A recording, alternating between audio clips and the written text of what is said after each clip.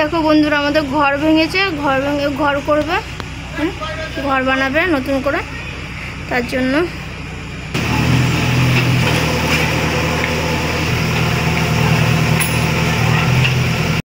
হ্যাঁ, তুই না আসলে কি করে দেখতে পেতি?